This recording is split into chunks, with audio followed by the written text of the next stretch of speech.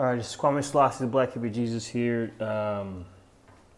Thinking about Ukraine. I predicted that we're going to head into war, right? Like I think if you look on my YouTube page, January 27th, about a month before this happened, I felt like war was in the air. Like my spirit was telling me, yeah, we're about to enter into a period of war, which I actually figured and I knew these things were going to happen. While a long time ago, I predicted these things based on study of geopolitics history. I put those two and two together, and I figured out, hey, we're headed for a really, really, really bad and really, really big final conclusion to the buildup of what's been happening for over, 70 years. I wouldn't even say longer than that. It really actually goes very deep. You got to go down the historical rabbit trail to fully understand what is happening here with Ukraine and Russia. The way I look at it now, in a higher conscious perspective, it's more like this is a irreconcilable difference. This is not about who's right and who's wrong. As you know, if you follow me, I have different views in good, evil, right, and wrong. A lot of what's going on in the universe is just clashing of ideas and ideologies. And being unbiased and looking at life from an unbiased perspective, it led me to a lot of truths. And like life's always somewhere in the middle. And what's going on in Ukraine with Russia and Ukraine it's what naturally happens when you have these two opposing ideas in the world, and these two opposing ideas can't be reconciled. And these two opposing ideas are basically, democracy, capitalism, and those, I would say now, from my understanding, those that don't want to live in a democratic capitalist society. Because I'm not even going to say communist, because just in my analysis, communism seems to be a defense to what seems to be, in my opinion, the aggressing force of democracy and capitalism. The way I look at history, based on my analysis, is that there's reasons why things are the way they are now. There are reasons why we are in a democracy right now today, with this so-called civilization, with this so-called imperialist nation called United States of America and NATO and their allies and everyone who's joined in on this system. Everyone who's joined in this thing called democratic capitalist states. And just not to make a long story, not to really go too deep.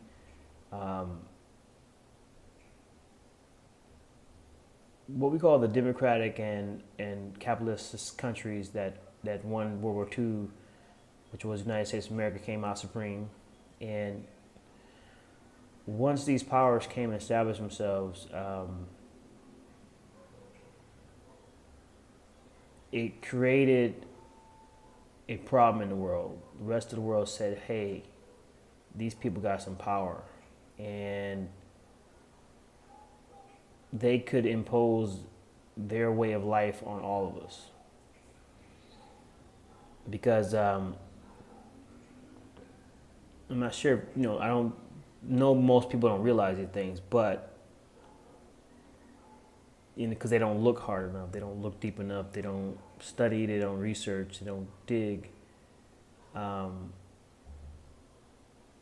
all I can say is that there's been a war going on between these two factions, and you know, and it's more so the aggressor has been the United States of America, has been their allies in Western powers, have done a lot of underground backhand dirt over these last few decades to maintain their power and order in the system. And it really forced everyone to have to play the game, which was Russia, China, and all these other countries that have to play this game because they became so dominant and powerful, because they became so strong. Russia and China had to, in these countries, had to become communists, had to fight, had to kind of keep out this, what you could call like a virus, this capitalist democracy virus that gives people the illusion that everyone knows what's wrong with this stuff. I mean, I don't even feel like I need to go into it. What's wrong with so-called democracy and capitalism? I'm not a communist. I'm not advocating communism or socialism or anything like that. And none of that. But I don't, from my unbiased perspective, I don't blame China. I don't blame Russia. I don't blame these countries because they're trying to keep this thing out of them because what they know is going to bring in this banking system that everyone has to play by now. Still, that's going to bring in people to come and manipulate their entire society. And the leaders of this country feel like in order to preserve their people and their history, culture, society, they have to keep them out. So that's what this has been about. Taking over the world with the U.S. dollar, with the supremacy of the power of these things, and these countries don't want it anymore. So, so how does all this relate to Ukraine? Let me just fast forward. I can go so deep on that. I almost don't want to, but there's been a lot of just that you got to go study. You got to study history. You got to understand history, understand how it's all interconnected, and you can't be biased on when it comes to the history either. You have to just really look at it with an unbiased eye. Depart from if you live in that. If you're Russian or you're Chinese or you're American, you gotta look at your society with an unbiased mind to understand the truth. And me looking at my own country, like, hey, this country has done some dirt. Has done a lot of dirt, and it's at this boiling point. Okay, so I guess what I want to establish here is this.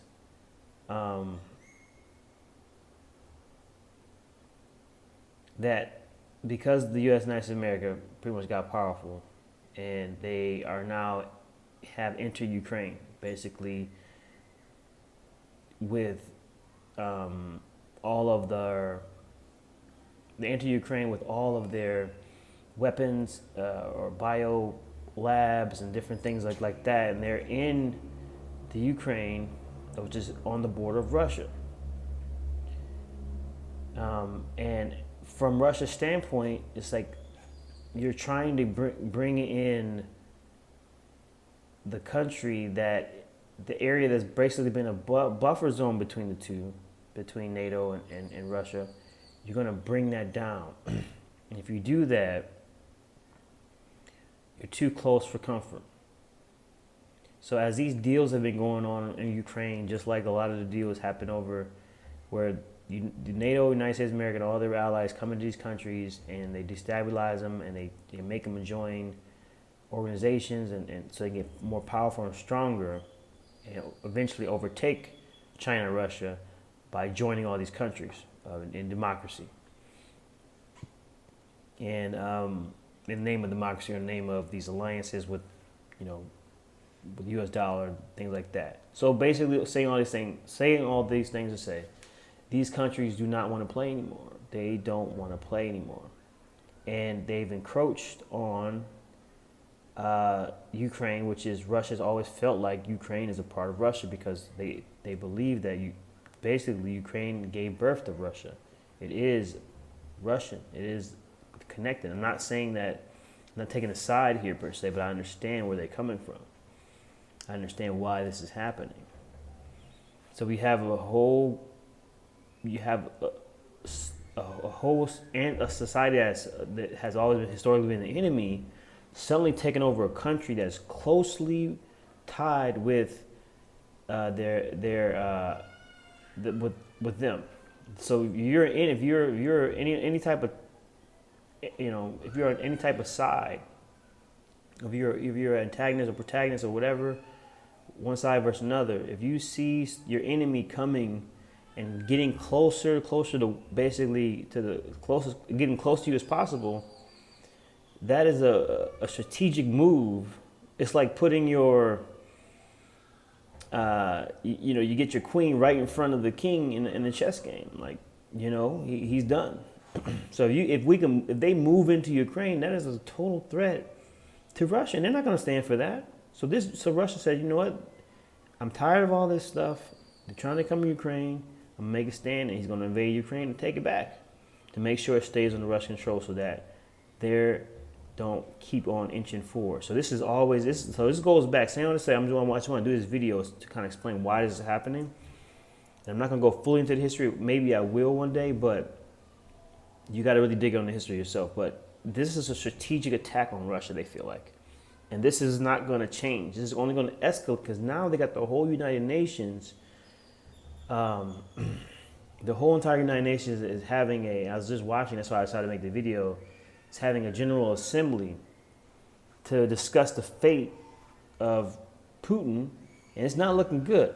And I'm going to say it right now. Like I said, I've made predictions, and I'm going to predict that this thing is going to escalate further and further, because Putin even said it himself. That's why you got to watch the Russian TV station as well. You can't just watch one side, not the other. I'm watching Russian television. I'm like, Putin is like, he's really firm. I mean, he's got these weapons. He keeps reminding people that he has this power. That, like to tell people, they've been working on these things for a very long time. I mean, people that say, they have this normalcy bias, and they say nothing like this could happen. I'm asking this question, like, hey, do you really think they're going to build all these weapons and never use them? Do you really think places like North Korea is going to keep on testing these bombs and never decide one day to launch them bad boys? What people just hope they don't happen. I understand that hope. But we really have to be realistic here. Countries like Russia, China, North Korea, they've been building their militaries for the last few decades in a very intense way. Most people have not been watching. I've been watching. I study geopolitics. And I study economies. I study all this. I've been on this stuff for like 5-6 years now. And I know this is it. I know that this is the boiling point. They're not going to let these weapons just sit and get rusty. War is profit, and we're up for the third one. I mean, we've been overdue, but we've been waiting for a certain key moment and point. And I think we are here because there's no reconciling this thing. Right now, even now, there are calls for Ukraine to join NATO. And once that happens, what do you think? I'm gonna leave that with you. I'm gonna leave that with your imagination. If Ukraine, if let me say this. Putin said if Ukraine ever joins NATO, there's gonna be serious consequences for NATO. Serious consequences for NATO. Mind you, Putin can't put NATO. He can't put NATO on sanctions. He's not talking about that. He's talking about some serious consequences for the United States of America and his allies if they go ahead and decide that Ukraine joins with NATO. Because I watch Russian news. So if this happens, which I'm sitting here watching right now, I'm looking like this, like, yo, this is not good. If Ukraine joins NATO, it's a wrap. It's a wrap. Putin already says it's a wrap. So we better pray for a miracle that Ukraine does not join NATO, or else them bombs are going to fly. Some of the visions I had and predictions that I had are going to come true, which I've seen bombs hitting, these countries that we call the Western United countries, of NATO, whatever you want to call it, Canada, United States, Europe, and all these places, and and these, all the allies, all even Asia, everywhere. So this is a big interconnected thing where you have these groups that are not standing down. They've been developing, building weapons, and there's feuds that go way back. Most people don't know that China and North Korea fought on the same side against the United States of America and South Korea in the Korean War. Do you think they forgot about that stuff? Do you think everything's, oh no, yeah, we just, bygone, we love everybody, love the world? No, the world does not work that way.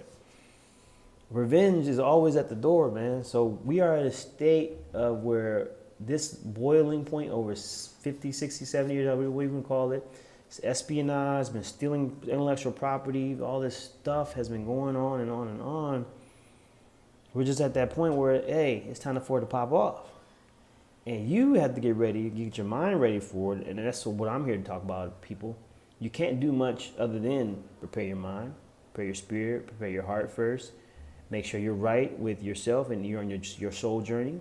And you're being guided by your guides and your ancestors. And you have the plan. You have a plan in motion, because we are in a state and time where you can't just be oblivious.